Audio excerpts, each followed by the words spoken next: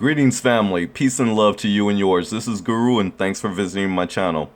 Family, this video is about 10 notable books of 2016 on Black women's history.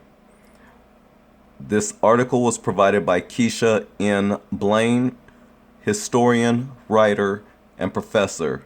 With that said, let's go to the story. Family, the field of Black women's history has grown in leaps and bounds. In recent years, we have witnessed a significant growth in the publication of history books that explore the diversity and complexity of Black women's lives.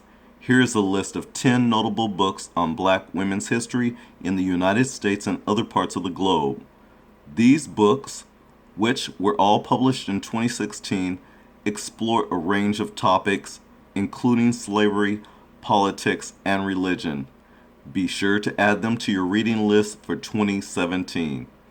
So the first book we come across is Words of Witness, Black Women's Autobiography in the Post-Brown Era. Words of Witness by Angela A. Ards, a literary and political genealogy of the last half-century. Words of Wisdom explores Black feminist autobiographical narratives in the context of activism and history since the landmark 1954 segregation case, Brown versus Board of Education. Angela A. Ards examines how activist writers, especially five whose memoirs were published in the 1990s and 2000s, crafted these life stories to engage and shape progressive post-Brown politics. Exploring works by the critically acclaimed June Jordan and Edwidge Danticat, as well as by popular and emerging authors such as Melba Beals, Rosemary Bray, and Elsa Davids. Ards demonstrates how each text asserts counter memories to official and often nostalgic understandings of the civil rights and Black power movements. She situates each writer as activist citizen, adopting and remaking particular roles: warrior, the least of these, immigrant, hip-hop head, to crystallize a range of Black feminist responses to urgent but unresolved political issues. And the next book we have is called Dispossessed Lives: Enslaved Women, Violence, and the Archive. This is by Marissa J. Fuentes. In the 18th century, Bridgetown, Barbados, was heavily populated by both enslaved and free women. Marissa J. Fuentes creates a portrait of urban Caribbean slavery in this colonial town from the perspective of these women whose stories appear only briefly in historical records. Fuentes takes us through the streets of Bridgetown with an enslaved runaway, inside a brothel run by a freed woman of color, in the midst of a white urban household in sexual chaos, to the gallows where enslaved people were executed, and within violent scenes of enslaved women's punishments. In the process, Fuentes interrogates the archive and its historical production to expose the ongoing effects of white colonial power that constrain what can be known about these women. Combining fragmentary sources with interdisciplinary methodologies that include Black feminist theory and critical studies of history and slavery, Dispossessed Lives demonstrates how the construction of the archive marked enslaved women's bodies, in life and in death, by vividly recounting enslaved life through the experiences of individual women and illuminating their conditions of confinement through the legal, sexual, and representational power wielded by slave owners, colonial authorities, and the archive. Fuentes challenges the way we write histories of vulnerable and often invisible subjects. And next we have Hannah Mary Tabbs and the Disembodied Torso by Callie Nicole Gross. Shortly after a dismembered torso was discovered by a pond outside Philadelphia in 1887, investigators homed in on two suspects: Hannah Mary Tabbs, a married working class black woman, and George Wilson, a former neighbor whom Tabbs implicated after her arrest. As details surrounding the shocking case emerged, both the crime and ensuing trial, which spanned several months, were featured in the national press. The trial brought otherwise taboo subjects such as illicit sex, adultery, and domestic violence in the black community to public attention. At the same time, the mixed race of the victim and one of his assailants exacerbated anxieties over the purity of whiteness. In the post-Reconstruction era, in Hannah Mary Tabbs and the Disembodied Torso, historian Callie Nicole Gross uses detectives' notes, trial and prison records, local newspapers, and other archival documents to reconstruct this ghastly whodunit crime in all its scandalous detail. In doing so, she gives the crime context by analyzing it against broader evidence of police treatment of black subjects and violence within the black community.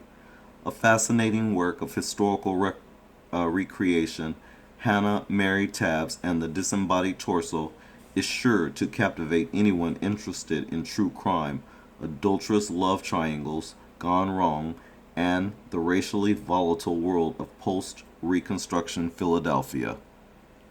Next, we have sex workers, psychics, and numbers runners, black women in New York City's underground economy. This is by LaShawn D. Harris. Well, during the early 20th century, a diverse group of African American women carved out unique niches for themselves within New York City's expansive informal economy. LaShawn Harris illuminates the labor patterns and economic activity of three perennials within this kaleidoscope of underground industry: sex work, numbers running for gambling enterprises, and the supernatural consulting business. Mining police and prison records, newspaper accounts, and period literature, Harris teases out answers to essential questions about these women and their working lives. She also offers a surprising revelation. Harris argues that the underground economy catalyzed working class black women's creation of the employment opportunities, occupational identities, and survival strategies that provided them with financial stability and a sense of labor autonomy and mobility. At the same time, Harris shows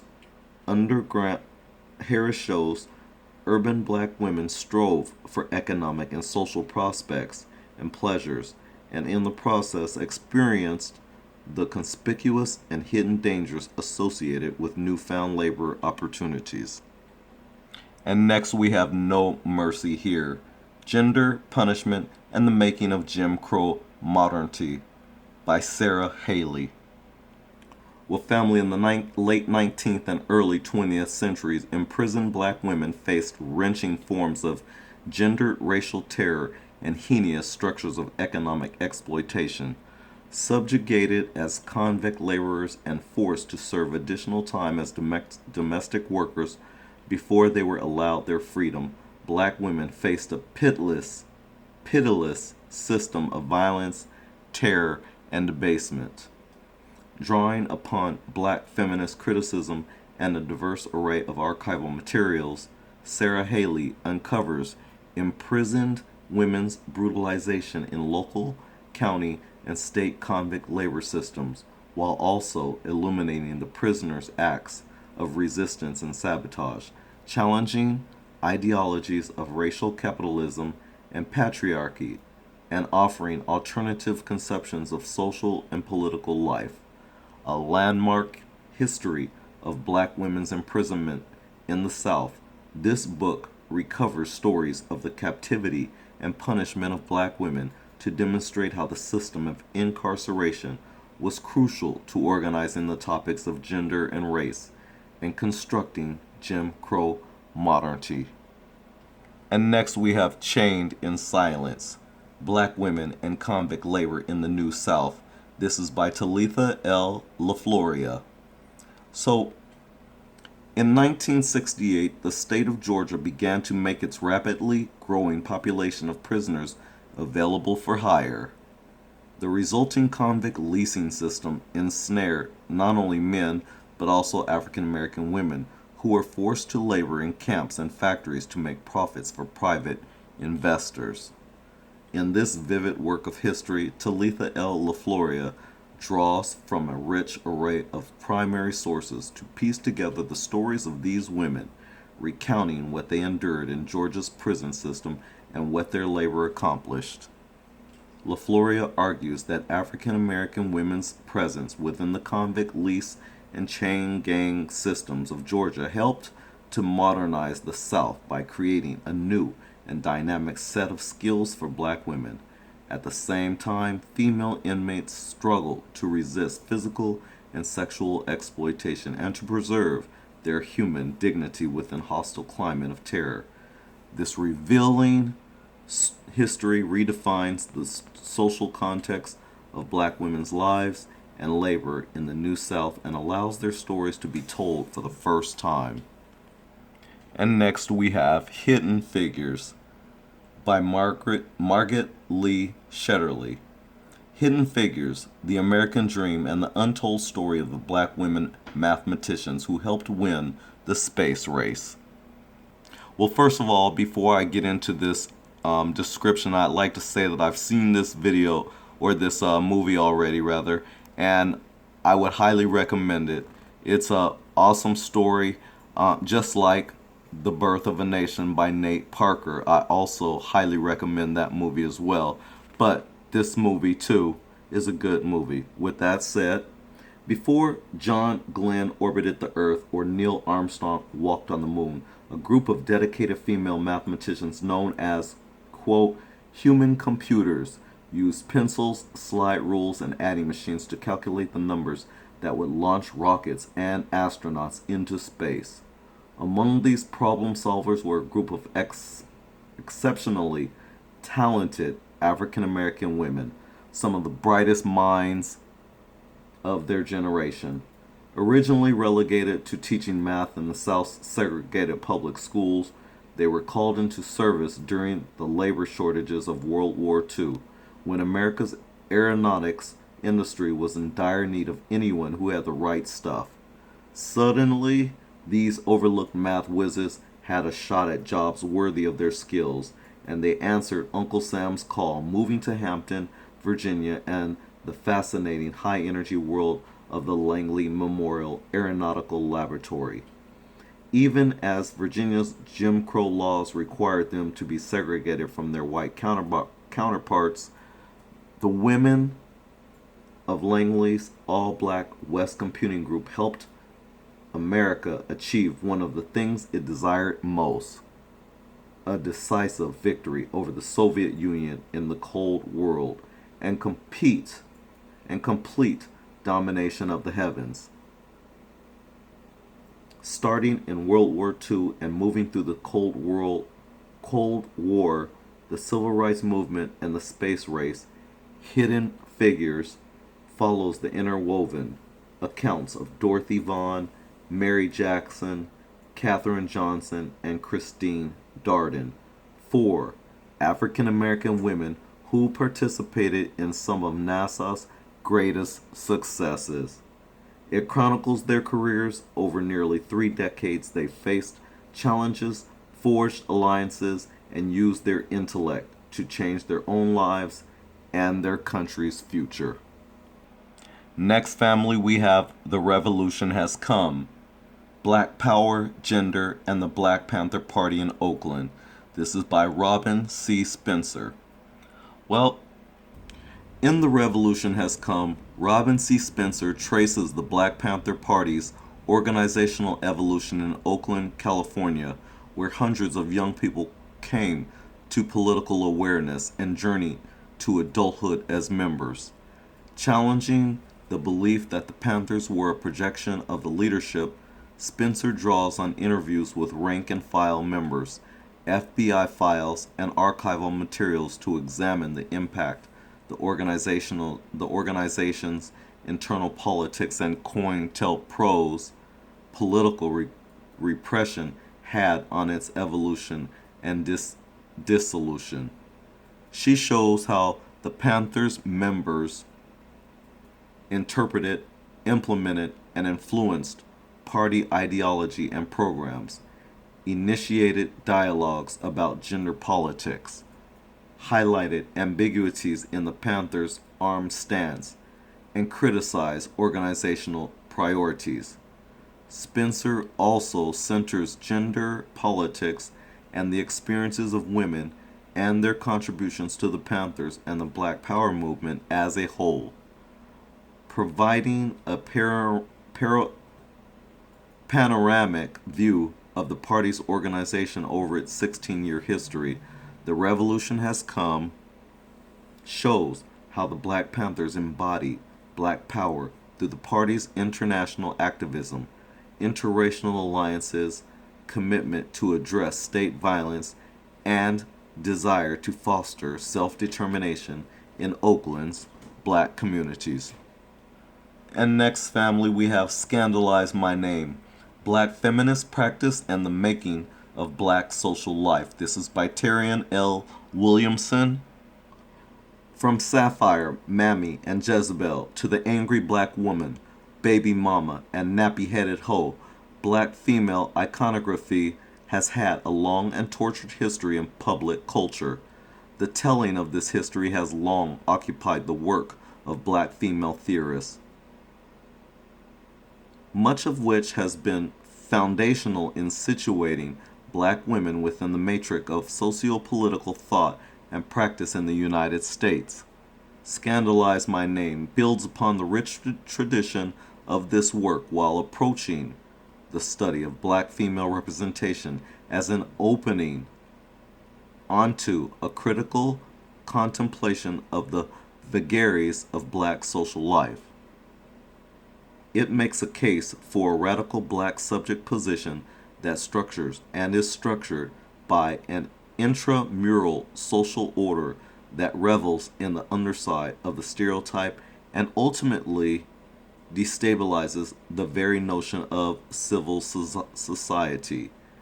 At turns, memoir, sociological inquiry, literary analysis, and cultural critique, Scandalize My Name explores topics as varied as serial murder, reality television, Christian evangelism, teenage pregnancy, and the work of Toni Morrison to advance Black feminist practice as a mode through which Black sociality is both theorized and made material.